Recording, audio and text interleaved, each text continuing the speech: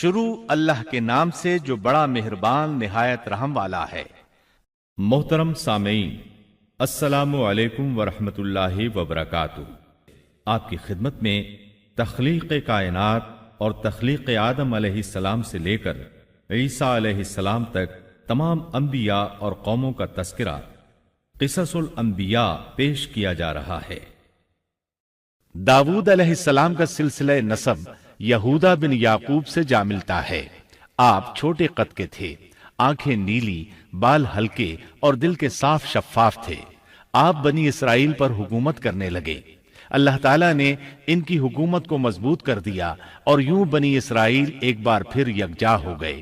اللہ تعالیٰ نے آپ پر بہت سے معجزات ظاہر فرمائے۔ آپ پر ایک کتاب بھی نازل ہوئی جسے زبور کے نام سے جانا جاتا ہے۔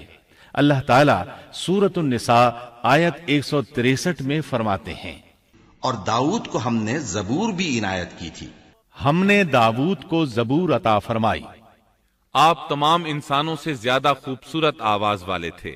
صحیح بخاری کی ایک حدیث میں ہے کہ ایک مرتبہ رسول اللہ صلی اللہ علیہ وسلم نے ابو موسیٰ اشعری رضی اللہ عنہ کو قرآن مجید کی تلاوت کرتے سنا۔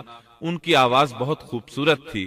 آپ ان کی قرات توجہ سے سننے لگے، پھر آپ نے فرمایا، اے ابو موسیٰ، تجھے داؤد علیہ السلام جیسی بہترین آواز عطا کی گئی ہے۔ اللہ تعالیٰ نے آپ کی آواز کو بھی ایک معجزہ بنا دیا، اور وہ ایسے کہ جب داؤد علیہ السلام زبور کی تلاوت کرتے تو پہاڑ اس کو سن کر آپ کے ساتھ تسبیح شروع کر دیتے، اور جب پرندے یہ آواز سنتے تو ان کے پاس آ کر اپنی گردنیں جھکا کر بیٹھ جاتے اور تسبیح میں ان کے ساتھ شامل ہو جاتے، اپنی جگہ سے حرکت بھی نہ کرتے۔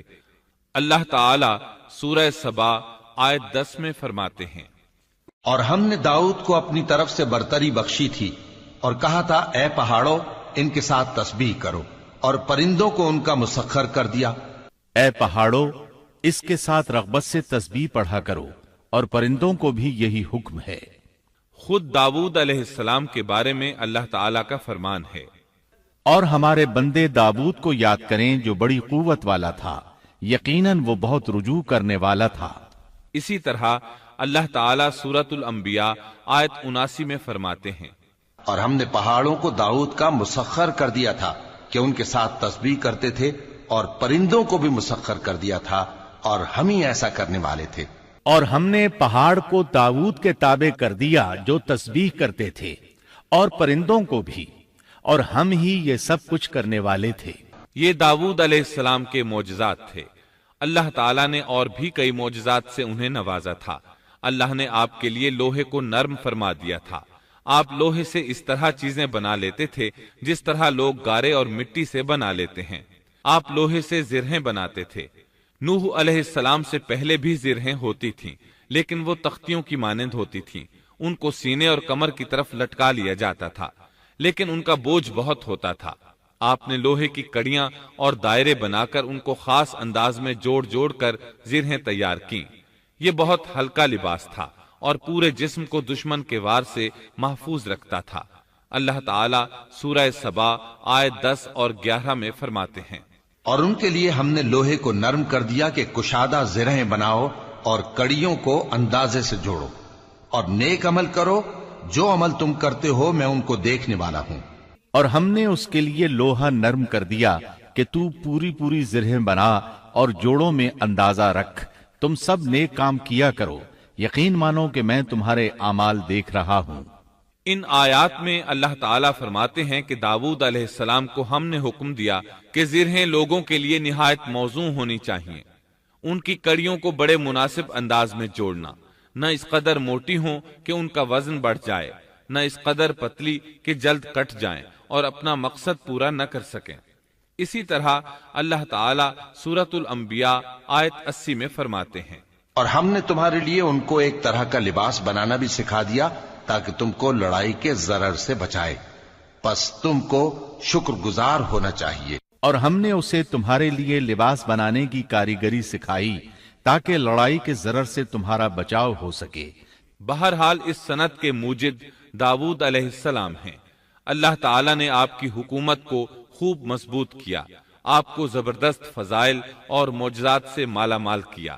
اللہ تعالیٰ سورۃ صاد آیت 20 میں فرماتے ہیں، اور ہم نے ان کی بادشاہی کو مستحکم کیا اور ان کو حکمت اور فیصلہ کن خطابت عطا فرمائی۔ اور ہم نے اس کی سلطنت کو مضبوط کر دیا تھا اور اسے حکمت دی تھی اور بات کا فیصلہ سمجھا دیا تھا۔ آپ لوگوں کے درمیان نہایت عادلانہ فیصلے فرماتے تھے۔ آپ نبی بھی تھے، بادشاہ بھی اور قاضی بھی۔ آپ کی حکومت کے متعلق کئی احکامات نازل ہوئے۔ ان میں سے قرآن مجید میں ایک حکم عجیب انداز سے آیا ہے۔ ہوا یوں کہ آپ نے عبادت اور عدالت کے لیے اوقات مقرر کر رکھے تھے۔ عبادت کے لیے ایک جگہ بنوا رکھی تھی۔ دن میں فیصلے کرتے، رات کو عبادت۔ جب عبادت کرتے تو کسی کو ان کے پاس آنے کی اجازت نہیں تھی۔ ایک روز ایسا ہوا کہ 2 آدمی بغیر اجازت اندر آ گئے۔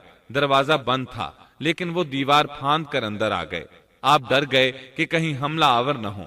اللہ تعالیٰ سورۃ صاد آیت 21 اور 22 میں فرماتے ہیں، اور کیا تجھے جھگڑا کرنے والوں کی بھی خبر ملی جبکہ وہ دیوار پھاند کر محراب میں آ گئے؟ جب یہ داؤد کے پاس پہنچے تو وہ ان سے ڈر گئے۔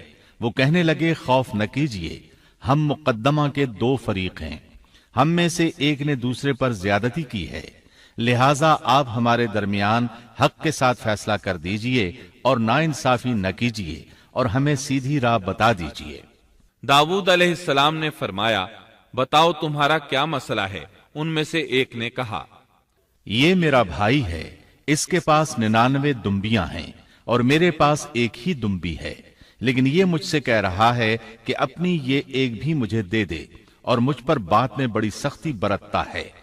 اس آیت کی تفسیر میں ہے کہ ایک دمبی والے بھائی نے کہا، یہ میرا بھائی بہت چالاک ہے، برے طریقے سے بات کرتا ہے، کہتا ہے کہ میری دمبیاں چرنے جاتی ہیں تو اس اپنی ایک دمبی کو بھی ان کے ساتھ بھیج دیا کرو۔ جب میری دمبی اس کی دمبیوں کے ساتھ آنے جانے لگ گئی تو اب یہ کہتا ہے کہ یہ بھی میری ہے، اب میں خالی ہاتھ ہوں۔ اس طرح میں اس کے ظلم کا نشانہ بن چکا ہوں۔ داؤد علیہ السلام نے فوراً کہا، اس کا اپنی دمبیوں کے ساتھ تیری ایک دمبی ملا لینے کا سوال واقعی تیرے اوپر ایک ظلم ہے، اور اکثر حصے دار اور شریک ایسے ہی ہوتے ہیں کہ ایک دوسرے پر ظلم کرتے ہیں، سوائے ان لوگوں کے جو ایمان لائے اور جنہوں نے نیک عمل کیے، اور ایسے لوگ بہت ہی کم ہیں۔ داؤد علیہ السلام نے دوسرے بھائی کی بات سنے بغیر ہی اسے ظالم ٹھہرا دیا۔ آپ